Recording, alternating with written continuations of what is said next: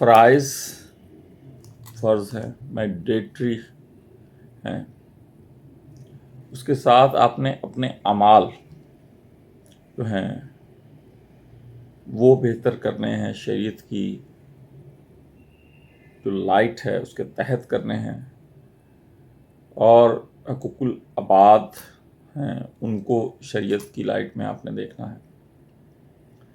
اس کے بعد دل کا سکون جو ہے وہ آپ نے کیسے حاصل کرنا ہے، اس کے لیے آپ کو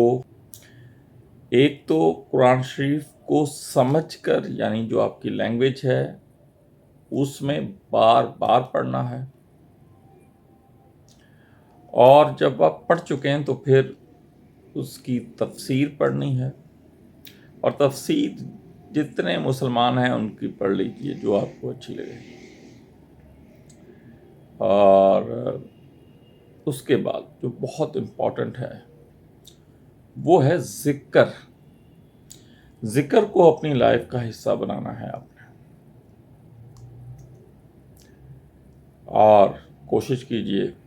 جب رات کو بیڈ پہ ہوں، تمام اذکار کر چکے ہوں، تو اللہ اللہ اللہ اللہ اللہ یہ ذکر آپ کی زبان پر ہو۔ اس کے علاوہ جب آپ ذکر کرنے لگیں گے اور مختلف اذکار جو بزرگوں سے ثابت ہیں ان پر چلیں گے، تو آپ دیکھیں گے کہ آپ کو قلب کا سکون اور قرب الہی نصیب ہوگا،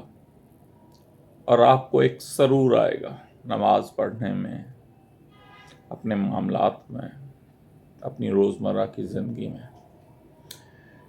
تو نوجوانوں، نماز روزے کے ساتھ ساتھ سب سے امپورٹنٹ جو چیز ہے وہ ذکر اللہ ہے، اور اس کا مقصد اللہ کا قرب حاصل کرنا ہے۔